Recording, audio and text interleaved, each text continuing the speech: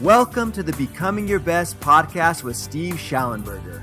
I'm your host, Jamie, and you're listening to the show that is guaranteed to help you transform your life and achieve results that otherwise would have seemed difficult or even impossible. Each episode is a mini training where you'll learn how to achieve extraordinary success. Steve is a #1 national best-selling author. He successfully started 11 businesses in 3 separate industries. He is a highly sought-after keynote speaker and corporate trainer for large and small organizations around the world, executive coach, father of 6, and founder of Becoming Your Best Global Leadership, Mr. Steve Shallenberger. Welcome to all of our Becoming Your Best podcast listeners, wherever you might be today. And this is your host, Steve Shallenberger, and I am so much looking forward to our guest today. He's unlike any other that I've had on this show. Our guest has an earthy background that has had a big impact, taking principles from nature and helping recognize those in a leadership application. So welcome, Jeff McManus. Steve, thank you so much. I'm excited to be with you today. All right, well, same here.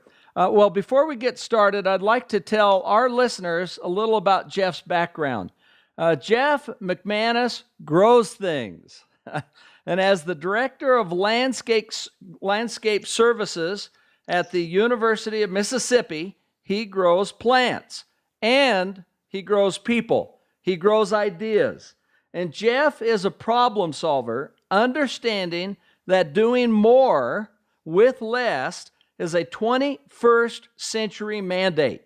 So faced with a multi-million-dollar landscaping beautification project, a demand for excellence, high productivity, with a pretty tight budget, Jeff knew that growing the people was critical to growing the plants, and understanding that all humans either have or strive for this kind of innate element of greatness, resiliency, opportunity, and wisdom. Jeff developed his GROW theory into an impactful management and professional development leadership program for his staff.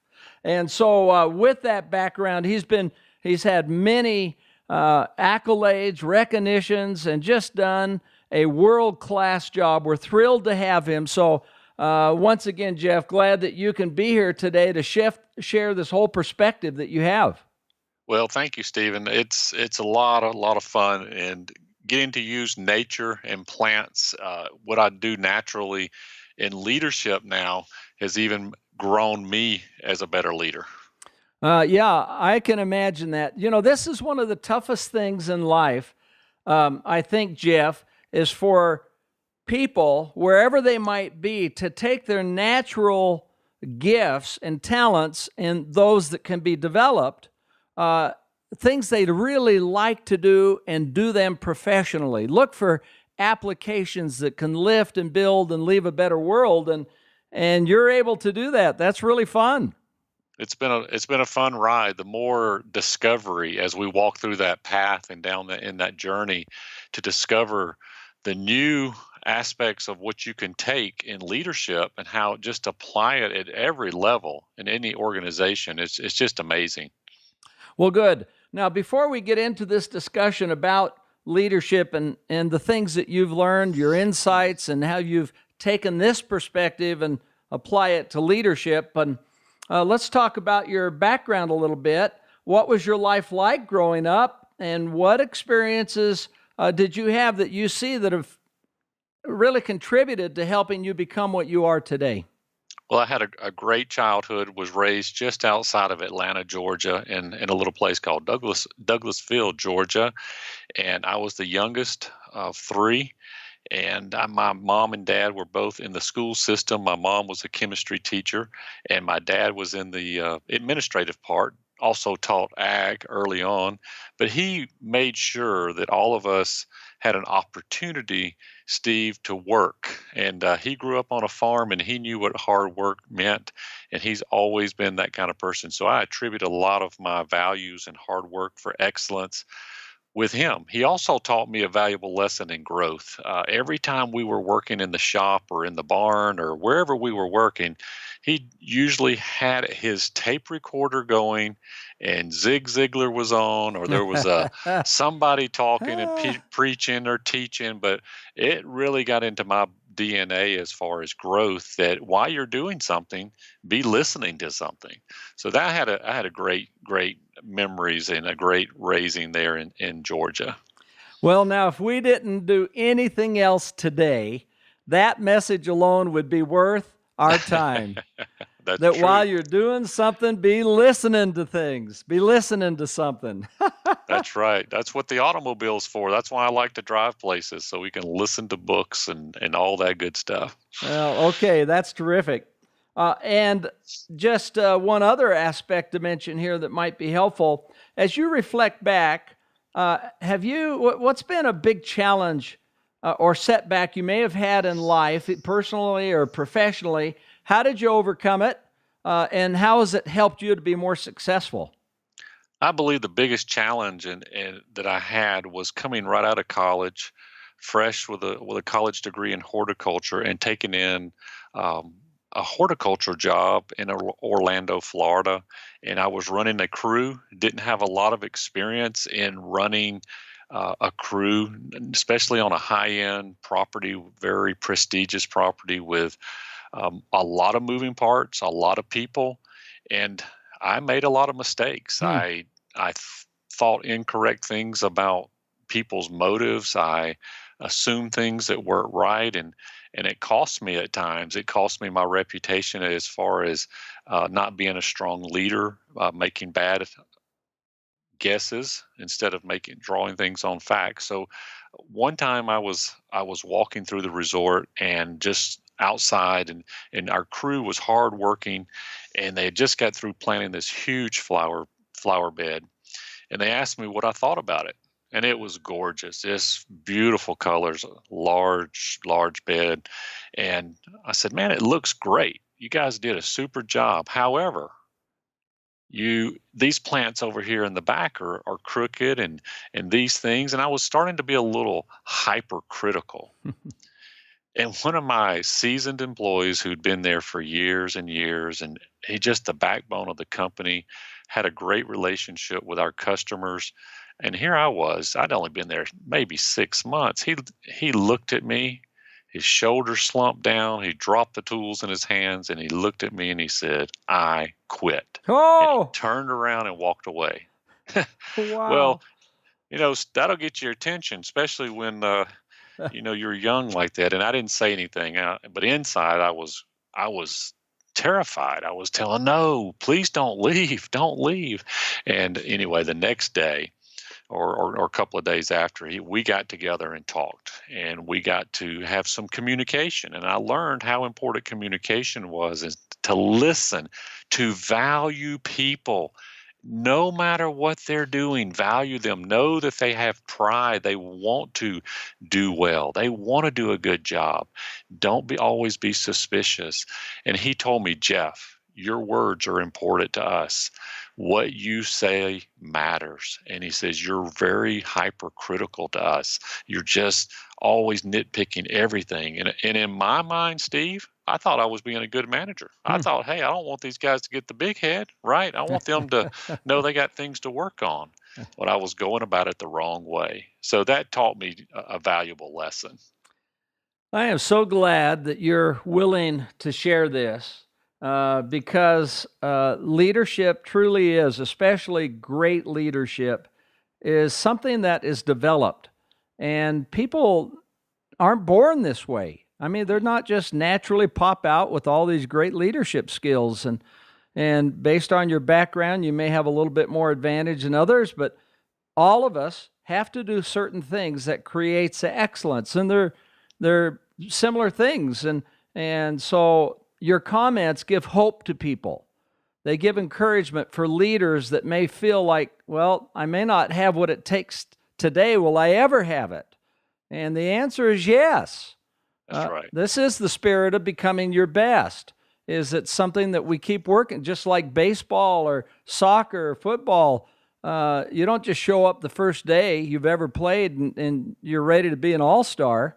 It takes practice and practice and practice. So your comments here give a lot of encouragement to people. I was a few weeks ago, was in Rwanda in East Africa, and I had a woman come up, we'll call her Teresa, and she said, I've just been asked to be the leader of this organization, but nobody supports me. And Wow. she said they're kind of critical of me. And I just want to today give Teresa hope. And just like Jeff here, it's a learning process. And as long as you're humble and willing to talk with people and adapt and change, it'll come. That's right.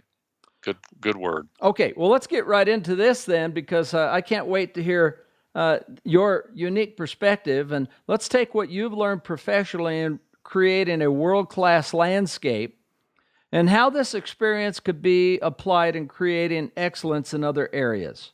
And let's have some fun in the process.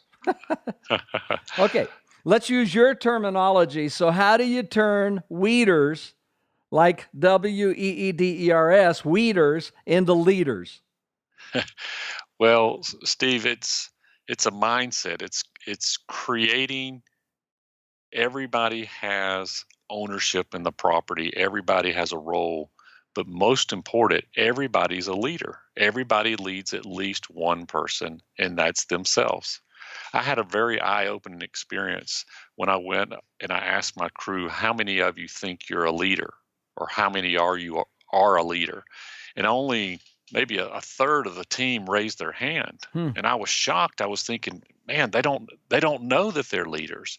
And you know whose fault that was? That was mine, because I hadn't told them. I hadn't reinforced the message. I hadn't communicated it over and over again. So I began to continually show them how important their role was, but to empower them that they were leaders. And I learned a lot of this from my mentor and my boss who was here, Dr. Robert Kayat. Dr. Kayat every morning walked the campus and he picked up trash. As the chancellor, the head of the university, the doctor, everything. I mean, he didn't even need to pick up trash. That wasn't his job. But he showed me just by example, by doing that, how important it was, but how he was willing to get his hands dirty, how he was willing to empower people by saying, your job's important, so important, I'm going to even help you do it. And so that mindset of valuing people, no matter what they do, and then making sure they know that, has really helped us start the process of stepping them up into leaders. Okay, well, that is a tremendous message here today. And I like the way that you discuss this and talk about it, that you help people recognize this, their importance, that they can make a difference. Yes. And it takes leadership to do that. I mean, that's what they are. And so they're able to see their role here. And so another one of your terminologies that I love is going from paycheck to purpose. Maybe this is part of this, of how you work with people. So how do you help workers go from paycheck to purpose and consistently get to a place where they can produce excellent results? What have you found works best? Well, I learned this from watching great leaders is you got to have a vision. You got to have a place for people to go and what they think about. So we started talking about that there's a statistic out there in our world that says 62% of prospective college students who have not decided if they're going to come to your university will decide in the first few minutes of a college visit based on the way the campus looks. Oh, my goodness. So we took that message to our team, and then we developed it, grew it, cultivated it, and watered that message, because here's how it goes, Steve. That person who comes to this campus may go on and get that degree and become the doctor who goes on and cures HIV, cures cancer. So in a small way, we helped recruit that person. So in a small way, we're a part of that greatness that they have gone on to do.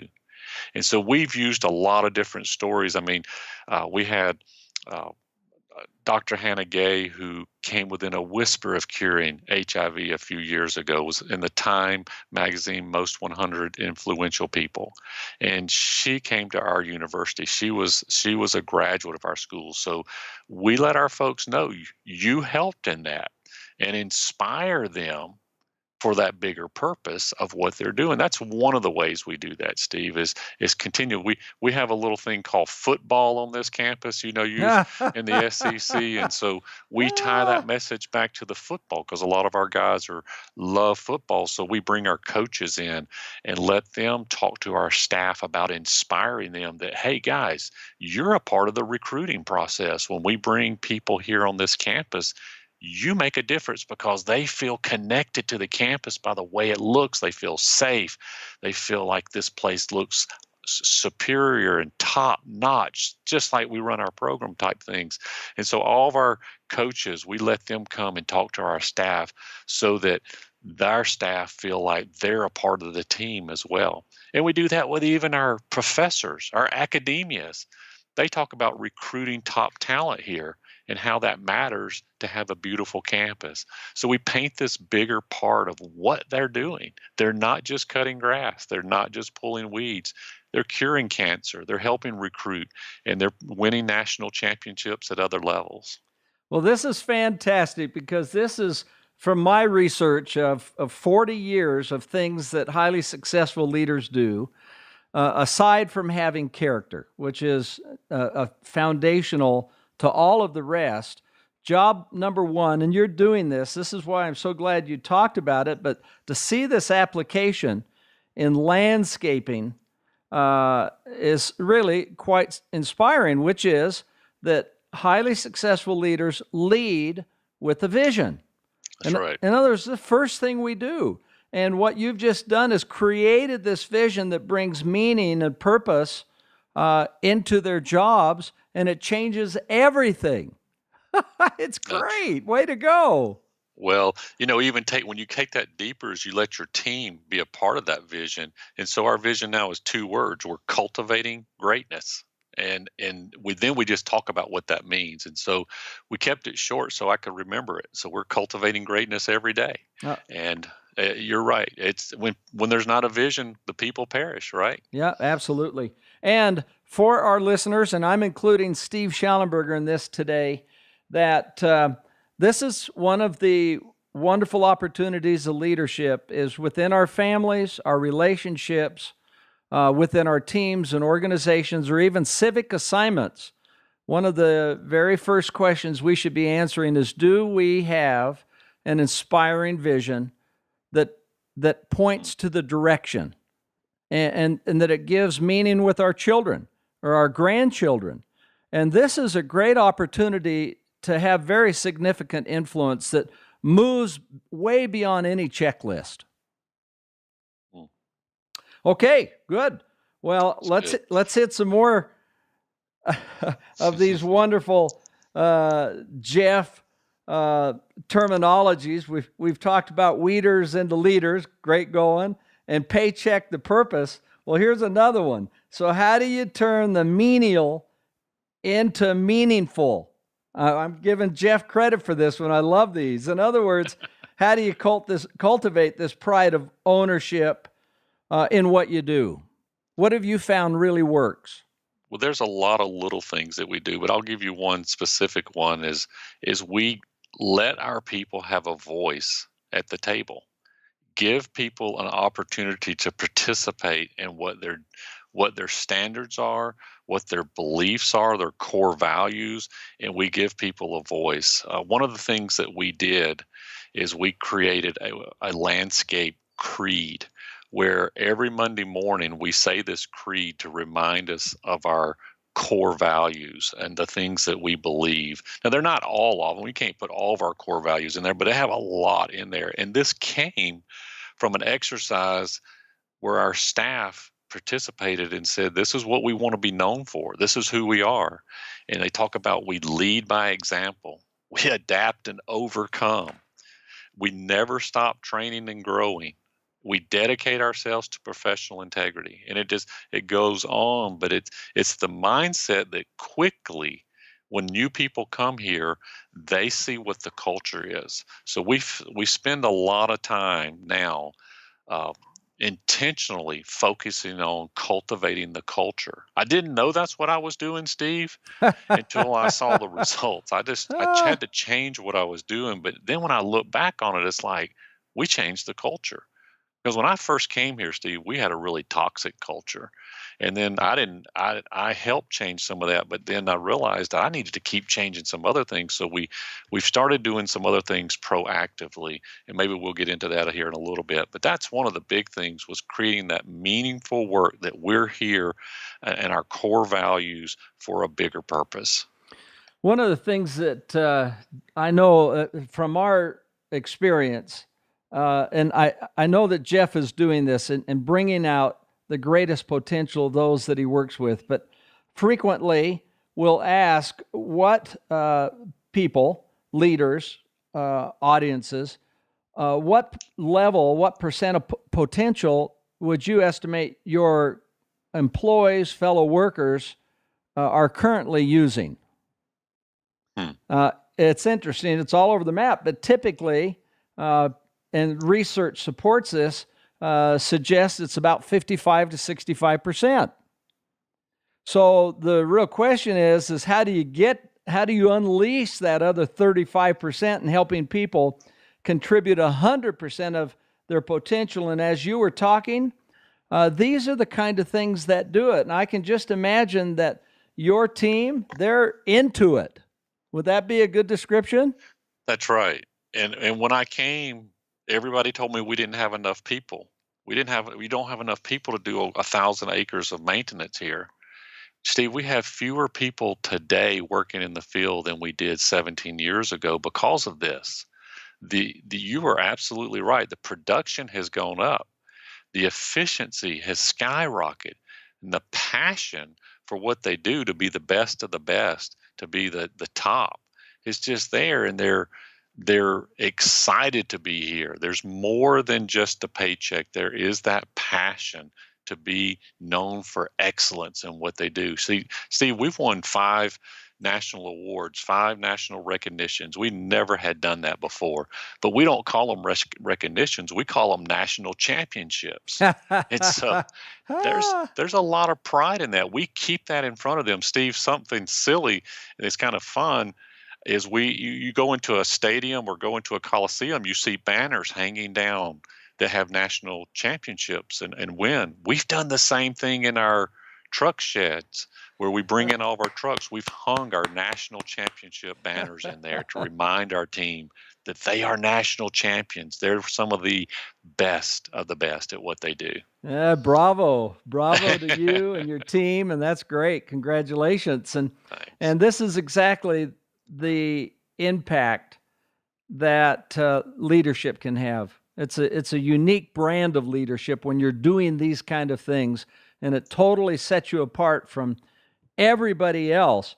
And it also flows through in the other areas of our life. So not only does it contribute to greater productivity and work, but also greater happiness, and people that are around this, it influences them in their personal lives. Yeah. Okay, so one of the things that you have talked about is getting beyond barriers to beliefs. So what does that mean, and what impact can that have on getting outstanding results? Well, I'll just share a story with you. One of the barriers I had in my own personal belief is that we had some drama years ago that was just continually hung around us, just like a really bad smelling aroma. And I kept saying, Steve, I kept pointing, kind of out in space and going, I wish those people would stop the drama. I wish they would stop. And I realized later, like Zig Ziglar used to say, I have 3 fingers pointing back at me, that I was the problem. Mm-hmm. And I had to step up and change. So we did a few things different. I had to start with accountability, a little bit more accountability, but I also wanted to change the atmosphere, how these folks think, how they talk. Could I interject a different level of conversation that got them into looking beyond even their personal lives to what they might, some of their dreams, some of their visions, and what they want to do with their life? So we started this pilot program called Leader to Leader, and we brought in 6 guys, just brought them in out of the field, and we just had conversation. We talked about some of the things that you and I have already discussed about leading by example, and just things that were maybe we had in common, but we never talked about. Then we introduced them to guys like Stephen Covey and Zig and John Maxwell and Les Brown, and we just slowly let them have a little diet of this once a month, and it was working really good. So we started another group, a second group, and then a third and a fourth, until we had everybody in the team attending these small breakout sessions once a month, 1 hour. And I'm telling you, Steve, I didn't know I was changing the culture, but it changed the culture. And that was able to give us the outstanding results because people started wanting to do what they were doing, and they were hearing themselves say things in front of their teammates that they'd never said before, that they believed in, and their trust went up. The trust factor went way up. And when trust goes up, speed goes up. When trust goes down, speed slows down. And the unity that these guys were building, and I didn't even know I was doing this. I mean, I knew good things were happening, but it was interesting. As you grow good grass, you don't have to worry about as many weeds popping up. Good healthy grass chokes out weeds. And I started seeing that with our team. After a little while, some of our guys just they found other jobs. They were like, man, I got a great job working somewhere else. And it ended up being some of those guys that were leading some of that drama. And we were glad for them, and it worked out good for us. And it was like the culture changed in so much that they had lost their influence. It's just a natural process that people didn't want to talk about that silly drama anymore. And so that conversation got raised. And that's something that I have held to, even though it initially slows us down to pull people in, it speeds us up so much more because of what that value of developing those beliefs, that trust does for our team. Okay. All right. Well, those are very powerful concepts. And as you think about this whole spirit of becoming your best, which is what you're working with your team to do, every single one of them, and the results. And we're never done, by the way, with that quest because it stays with us throughout life. So in this 40 years of research, although people weren't necessarily perfect, I interviewed over 150 CEOs, studied the lives of hundreds of historical figures that have really had a big impact on all of our lives in a significant way. What I did identify is that there were 12 things that were always there, that set them apart from everybody else. And I'm telling you, Jeff, you're doing them.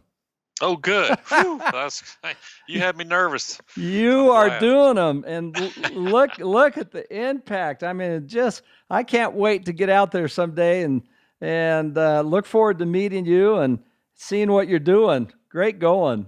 Well, Steve, funny thing, my brother told me, he goes, "You're not doing anything unique. You're just applying what you've learned," and that's true. I'm listening to guys like you. I'm learning, and then really just trying to apply it. That's the key. And you know what? I was scared to death trying to do some of this stuff. I'm going to be honest with you. I mean, it was scary bringing these guys in and showing them a video. I mean, because you just don't know what the reaction's going to be. And now that I look back, I kind of laugh on that. But it takes courage to do some of these things. It does. Way to go. And that's leadership, by the way. It's courageous leadership. Well, one of the things that blows me away is how fast these podcasts go. We're out of time. Oh, man. And so thank you for a great job today. And any final tips for our listeners before we wrap up?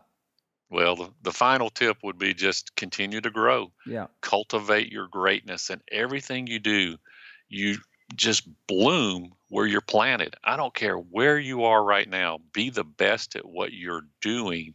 It'll be amazing the opportunities that'll come your way. Well, bravo to you, Jeff McManus. And so how can our listeners learn more about what you're doing? This has been a really terrific interview. Great ideas that you shared. Well, I'd love to see them on my website. I'm at jeffmcmanusspeaking.com, and I have a great handout for your listeners. My 5 leadership tips that I use with my team, my frontline team, every day. And if they want to go to jeffmcmanusspeaking.com/BYB, I'll let them download that for free. Oh, great. Well, that's a great offer, and I'll look forward to doing that as well. Perfect. Well, thank you, Jeff McManus, for being part of this show today. You've done a great job. Totally inspiring. Steve, thanks. And let me just say one quick thing. I've got a book coming out September 5th, Growing Leaders into Leaders, and would love to have your viewers, listeners, take a look at that, take a peek at that, and see what their thoughts are on that. And I'm looking forward to diving into your book when I get home. All right. Well, that sounds good. Can't wait for that to come out. That'll be fun. Now, I'm putting that on my list. Thank you, Steve. Okay. And to all of our listeners, wherever you are, this is a reminder for each of us that you are making a difference every single day in your life, with the people you associate with, and in our world. This is Steve Shallenberger with Becoming Your Best, wishing you a great day. Thank you so much for tuning into this episode of the Becoming Your Best podcast. Don't forget you can find more great episodes of the podcast at becomingyourbest.com/podcast, along with great show notes, a full transcript of the episode, and all the links and resources mentioned in the episode.